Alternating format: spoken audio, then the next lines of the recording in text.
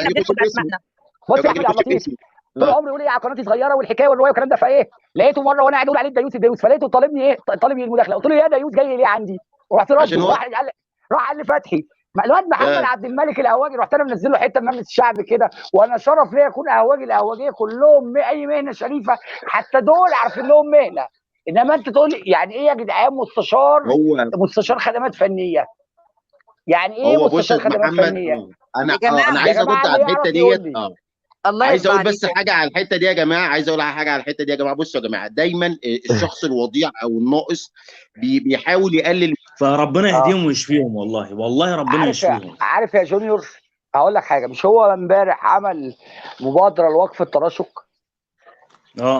والله العظيم 3 يا جونيور، والله العظيم يا جونيور، الناس دي ما عايزه توقف التراشق، لان اكل عيشهم مع التراشق، اكل عيشهم مع التراشق،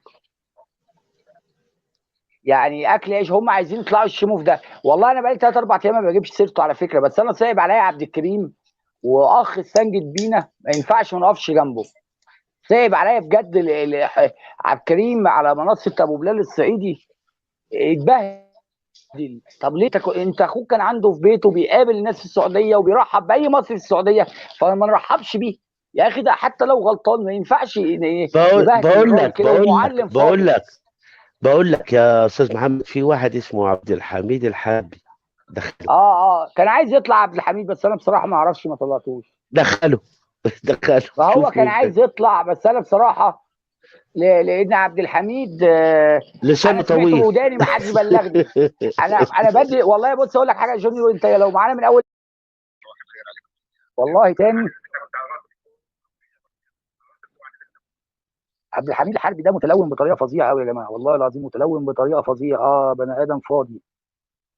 وطبعا هيشتموني ويقولوا القهوجي ومش القهوجي والكلام ده. يلا الله يسامحك يا واقي، يلا يا بابا تحت الجزمه، انزل تحت زي اكرم سلام تحت يا ساعه. طلب من ابوي يكشف وشي ورفع، قال له احنا طلعنا صور عبد الكريم، الراجل زي القمر، واحنا طلعنا صور عبد الكريم يا صح. على فكره احنا كنا عاملين فيديوهات لعبد الكريم النهارده، كان صوره هو ونواف، مش عايز يغلط في مواطن زيه عشان ما وصلش اللي هو عايزه. شطه ده يعني بني ادم شيطان عايز يوقع الدنيا كلها في بعضه، دخل فيه سعوديين يشتموا في بعض، 2 مصريين يشتموا في بعض، 2 عراقيين يقول له ده سني، ده او 2 يمنيين يقول له ده حوثي وده سني.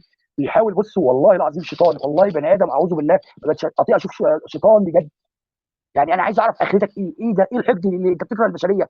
انت خدوك في المواسير وانت صغير، وانت كنت كشاطر، كنت مبسوط، فكاره البشريه كلها. انت محترم كفايه، سيب الناس في حالها، ده الخلق الحر. طب انا ماسك في مين يا عم؟ ده كان معانا اخ يا عم شوكت وقال انا هطلع اهدي الدنيا، طردوني على المنصه هناك، قلت له انا موافق. انت لو حد، انت راجل متابع، لو واحد صاحب منصه مسكك غسلك وكواك زي ما عمل عبد الكريم، وقلت لي عايز ارجع لمنصتك اتكلم فيها، وراجل شايفه مظلوم من واحد شيطان والعياذ بالله، والله يعني ده عدى الشيطان بمرحله في فتنه الاخوه مع بعضها، وقع السعوديين مع بعضها، وقع السني والشيعه مع بعضه. يعني اقول لك ايه؟ اسيب الناس في حالها؟ انا مسكت في وائل شطه يا امان الله، اخت صافي ماشيه، خلينا نمشي دلوقتي، انا مش شايف اصلا. فيا اخي شوكت يعني يا ريت لو عايز تنصح، كان صاحبهم يا عم، كان صاحبهم، والراجل لما شاف سب نساء راح بلغ وما عجبوش الوضع. ما حدش قال لك ان هو جاي